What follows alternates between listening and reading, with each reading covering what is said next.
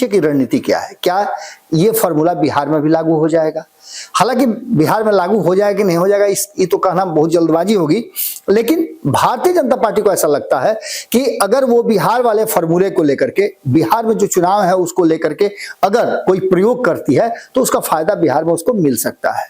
यानी कि जो मुख्यमंत्री का चयन अब तक नहीं हुआ है उसको लेकर के मंथन का दौर जारी है और लगातार हम आपको बता रहे हैं कि कई नाम हमने आपको सुझाए थे।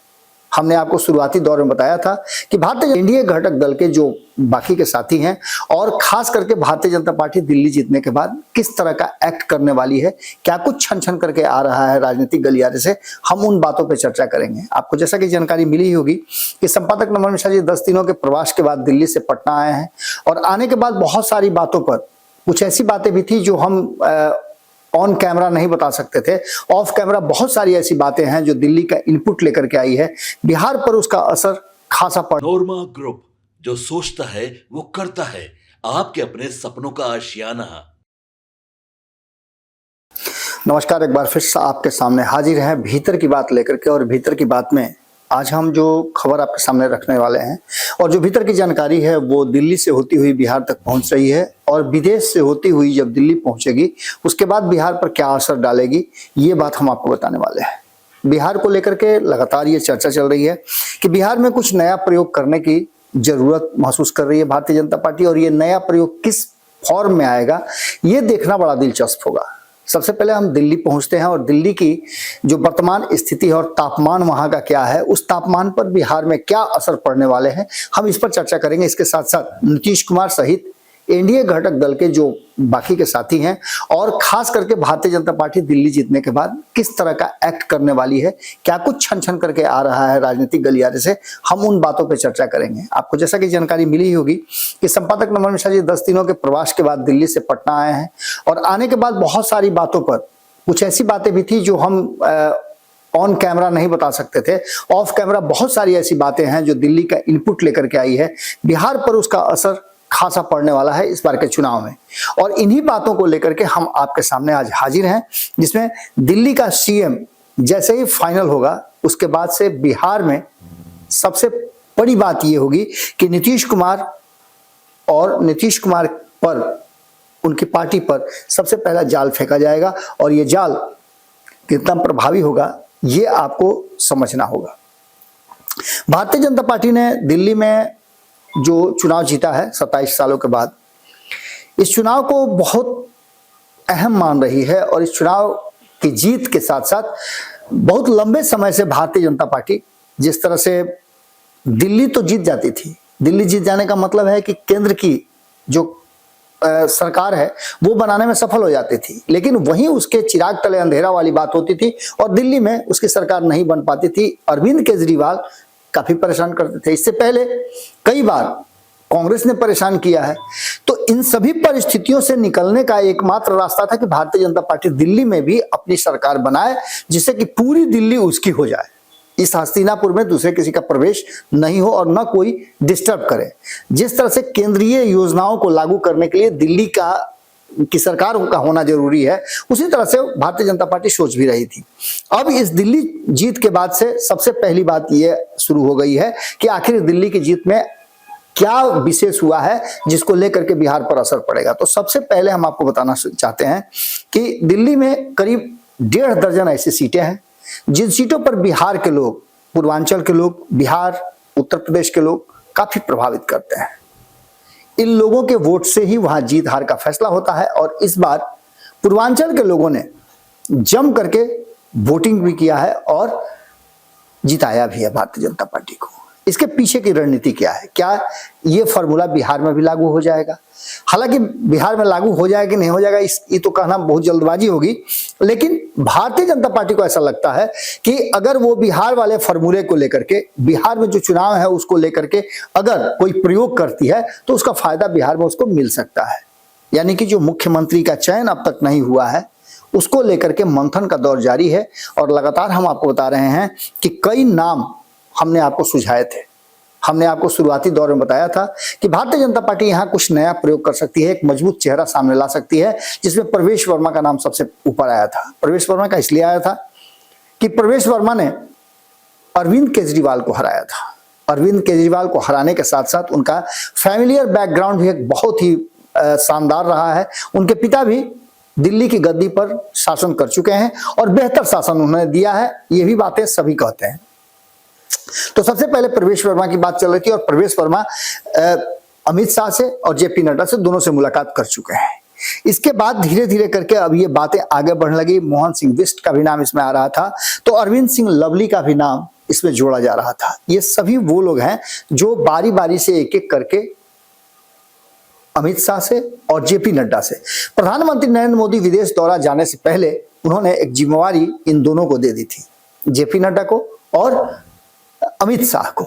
इन दोनों से कपिल मिश्रा के साथ साथ कई लोग मिले हैं, अनिल गोयल मिले हैं, अजय महावर मिले हैं, विजेंद्र गुप्ता मिले हैं, मनजिंदर सिंह सिरसा मिले हैं। एक नाम दुष्यंत गौतम का भी आ रहा है, दलित समाज से आते हैं और दुष्यंत गौतम का नाम इसलिए आ रहा है कि इनको लेकर के एक प्रशासन बनाया जा रहा है कि चुनाव भले ही हार गए हों लेकिन मजबूत नेता हैं और दलित समाज को यहाँ प्रतिनिधित्व दिया जा सकता है। लेकिन इससे भी बड़ी बात हम आपको बताने जा रहे हैं, बिहार में यदि आपको चुनाव जीतना है तो भारतीय जनता पार्टी जिस तरह से एक्ट कर रही है, आपने देखा होगा कि मध्य प्रदेश से ही इसकी शुरुआत हुई थी। 2023 में जब मध्य प्रदेश में चुनाव हुए थे तब भारतीय जनता पार्टी ने एक बड़ा दांव खेला था और आपको याद होगा कि मध्य प्रदेश के मुख्यमंत्री मोहन यादव पटना भी आए थे। बिहार उनको बुलाया गया था और एक कार्यक्रम था, उस कार्यक्रम के सिलसिले में उनको पटना बुला करके और ये दिखाने की कोशिश की गई थी कि यादव समाज ये मान ले कि भारतीय जनता पार्टी उनके साथ भी खड़ी है और वो भी उनके गुडबुक में है, उनके पास नेता भी हैं। इसीलिए बिहार और उत्तर प्रदेश जो यादव बहुल बेल्ट माना जाता है, क्षेत्र माना जाता है, बिहार में तो आपको मालूम ही होगा कि जातीय गणना हो गई है तो 14% ओबीसी में अकेले 27% में यादव समाज आते हैं, बाकी गैर यादवों की संख्या है 13% के आसपास। तो इन सभी परिस्थितियों को लेकर के मध्य प्रदेश से ही शुरुआत हो गई है और भारतीय जनता पार्टी का एक और कॉन्सेप्ट है, एक मुख्यमंत्री और 2 उप मुख्यमंत्री का। आपने देखा होगा कि बिहार से इसकी शुरुआत हुई थी, इससे पहले उत्तर प्रदेश में भी यह प्रयोग किया गया था। उत्तर प्रदेश में भी आपको पता ही होगा कि 2 उप मुख्यमंत्री और 1 मुख्यमंत्री, जो कि वहां पूरी तरह से शासन जो है वो भारतीय जनता पार्टी का है। यही हाल मध्य प्रदेश का है। मध्य प्रदेश में मोहन यादव मुख्यमंत्री हैं और राजेंद्र शुक्ला और जगदीश देवड़ा को वहां उप मुख्यमंत्री बनाया गया है। बात करें अगर महाराष्ट्र की, तो यहाँ भी मुख्यमंत्री और उप मुख्यमंत्री का कॉन्सेप्ट है। यहाँ तो चूंकि एनडीए की सरकार है इसलिए सबको मिला जुला करके चल रहा है। बात राजस्थान की करें तो यहाँ भी भजन लाल शर्मा के नीचे 2 उप मुख्यमंत्री को दिया गया। ये कॉन्सेप्ट भारतीय जनता पार्टी लेकर के आई है, तो धीरे धीरे करके उसका जो है फलने फूलने का, जो हमारे यहाँ कहा जाता है कि फलने फूलने का काम चल रहा है। वो छत्तीसगढ़ की बात करें, छोटा राज्य है, उसके बावजूद भी विष्णु देव साय और डिप्टी सीएम के रूप में अरुण साव विजय शर्मा को रखा गया है। ये सभी परिस्थितियां कहीं ना कहीं इस बात की तरफ, अब आप कहिए कि हरियाणा में क्यों नहीं है, तो देखिए हरियाणा की परिस्थितियां कुछ दूसरी है। दिल्ली से सटा हुआ राज्य है, इसके साथ साथ केंद्र शासित प्रदेश भी उससे जुड़ा हुआ है। मैंने बहुत सारी ऐसी बातें हैं, 2 केंद्र शासित प्रदेश से घिरा हुआ है, पंजाब बगल में है, हरियाणा है, दिल्ली है, ये सभी बातें वहां समझ में आ रही हैं। अब इन सारी बातों को लेकर के जो वर्तमान परिस्थिति बनी है उसमें 2 बातें बहुत महत्वपूर्ण है। एक जो हम शुरू से आपको बताते आ रहे हैं कि हमने आपको बताया था कि महिला मुख्यमंत्री बनाया जा सकता है। इससे पहले भी आपने देखा होगा कि शीला दीक्षित की बात कर लें या सुषमा स्वराज की बात कर लें, ये सभी वहां दिल्ली में शासन कर चुकी हैं और लंबे समय तक शासन किया है शीला दीक्षित ने। इन सभी बातों को लेकर के भारतीय जनता पार्टी को ऐसा लगता है कि वहां महिला मुख्यमंत्री को दिया जा सकता है। लेकिन उससे भी जो इंपॉर्टेंट काम है वो ये है कि बिहार को मद्देनजर रखते हुए भारतीय जनता पार्टी और खास करके अमित शाह, जिन पर बैरियर लगा हुआ है, जिन पर हर्डल लगा करके बिहार आने से उनको रोका जा रहा है, उस बिहार के लिए वो बैठ करके दिल्ली में फैसला करेंगे और उनके फैसले पर बिहार में क्या असर होगा। नीतीश कुमार की कुर्सी, जिसकी चर्चा हम बहुत लंबे समय से कर रहे हैं, पिछले 3-4 महीने से, जब से अमित शाह ने एक बार नहीं 2 बार ये बात कही है, तब से हम लगातार चर्चा कर रहे हैं कि क्या नीतीश कुमार की कुर्सी खतरे में है। हम इसलिए ये बात कह रहे हैं कि बार बार ये चर्चाएं चल रही हैं। और आपको ये भी याद होगा, भारत लाइव के अगर पुराने दर्शक हैं, श्रोता हैं, तो आपको याद होगा कि मैंने आज से 2 साल पहले 2022 में ही हम ये बात कही थी।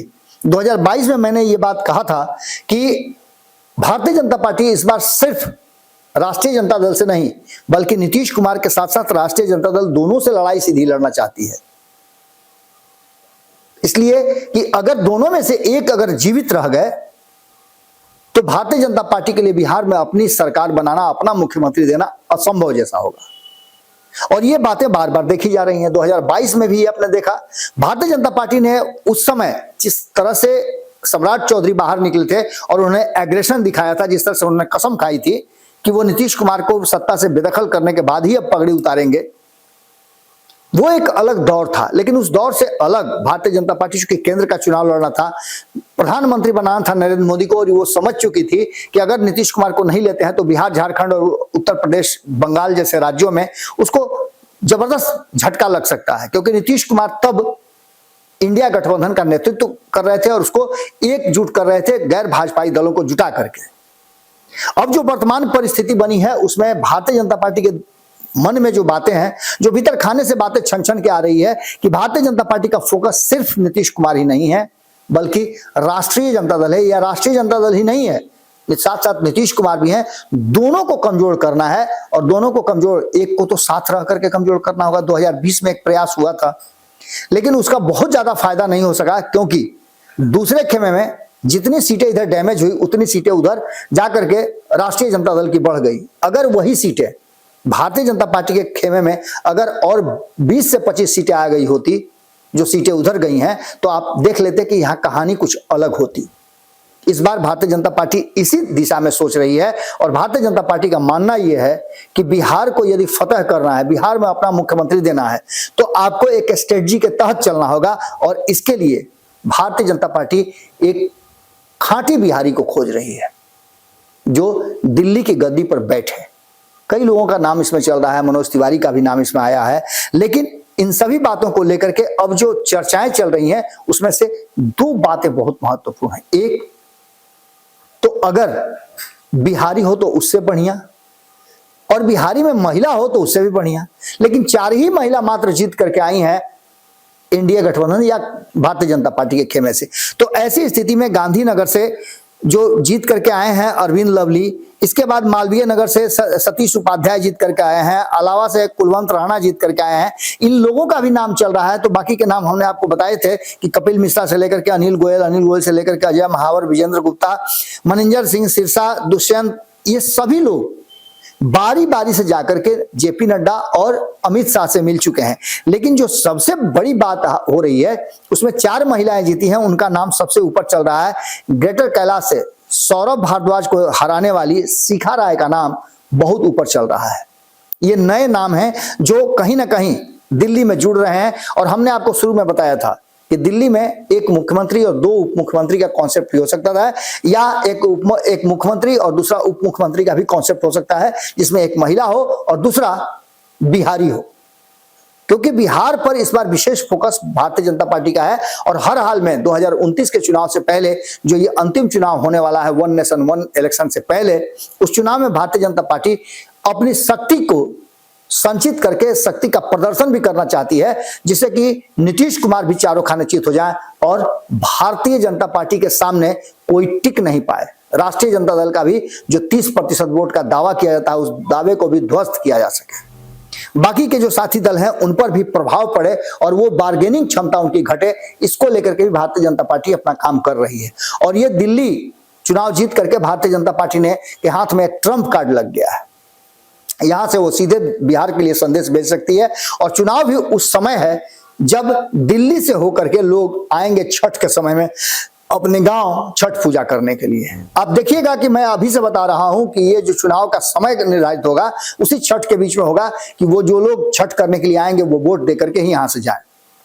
खैर, इसके साथ साथ आपको बताएं कि हमने शिखा राय का नाम लिया, इसके अलावा पूनम शर्मा जो कि वाजीरपुर के विधायक हैं, वजीरपुर की विधायक पूनम शर्मा का भी नाम खूब आ रहा है।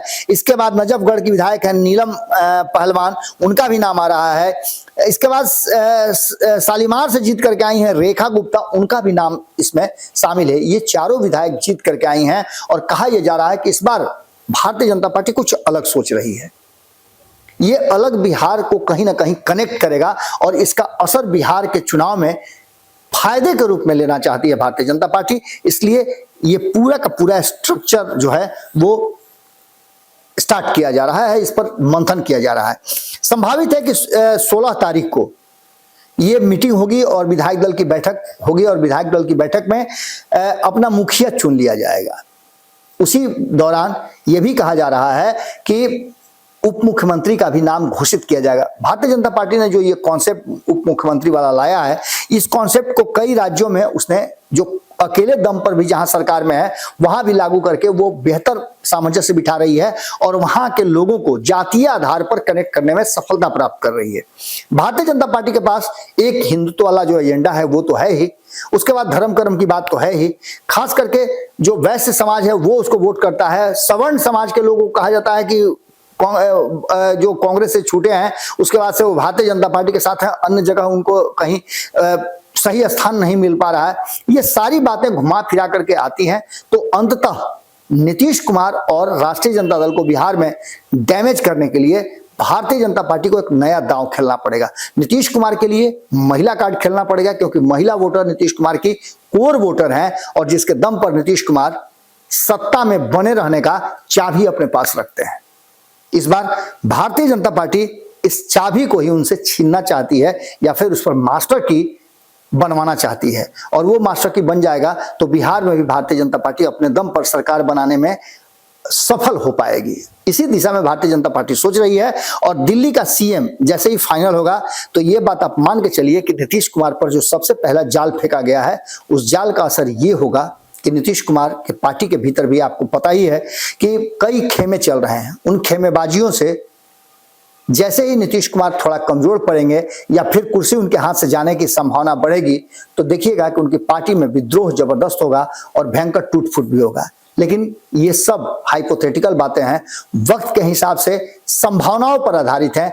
फैक्ट यही है कि दिल्ली में जब मुख्यमंत्री का चयन करेगी भारतीय जनता पार्टी तो बिहार फोकस्ड होगा और उसका लाभ बिहार में लेने के लिए हर संभव प्रयास करेगी।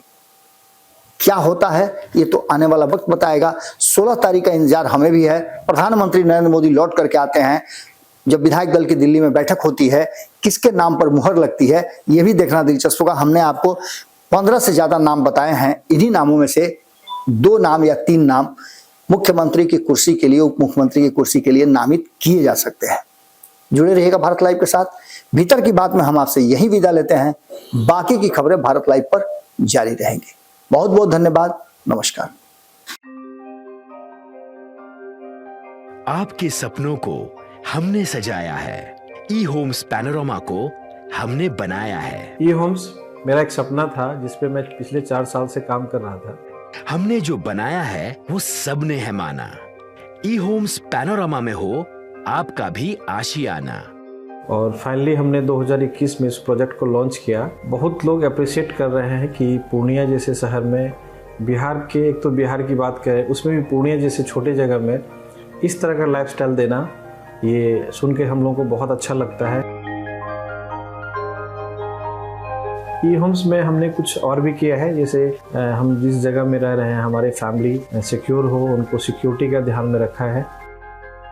आपकी सुविधा और सुरक्षा आपके लिए खास है, ये आपका विश्वास है। इसमें आर्टिफिशियल इंटेलिजेंस का 7 लेयर सिक्योरिटी का हमने इस्तेमाल किया है। लस ग्रीन कैंपस को बनाया है। यदि हमारा बाउंड्री वाल है तो वो वर्टिकल गार्डन है। ये जितनी भी फैसिलिटी होता है एक इंटरनेशनल टाउनशिप में ई होम्स है, ये हम लोग विश्वास नहीं कर पा रहे हैं। जो भी हमारे मित्र दोस्त या जो भी हमारे बाहर के बाहर आते हैं तो हम लोगों को बहुत अच्छा सुनने को मिलता है और बहुत अच्छा क्रेडिट मिल रहा है। वो सारा हमने सिर्फ एक बिल्डिंग नहीं बनाया, हमें एक बहुत अच्छा लाइफस्टाइल दिया ई होम्स में, और मेरा एक सपना था जिसको मैं आज फुलफिल होते हुए देख पा रहा हूँ। ये आपका आवास है। ई होम्स पैनोरमा में अब आपका निवास है। E Homes Panorama, luxurious lifestyle redefined. Panorama group, जो सोचता है वो करता है। अगर ये वीडियो पसंद आई और वह बिहार के राजनीति और बिहारियत से सरोकार रखेनी तो सब्सक्राइब बटन दबा के चैनल के सब्सक्राइब कर ली। ओजे एगो घंटी बा, ओकरा बटन दबा देला से कुल सटीक और मारक खबर रुआ मुफ्त में मिल जाई। अगर रुआ पत्रकारिता के हमनी के नया प्रयोग में सहयोग कर चाहतानी तो ज्वाइन बटन दबा दी। पेटीएम नंबर नोट कर ली 9386 816-700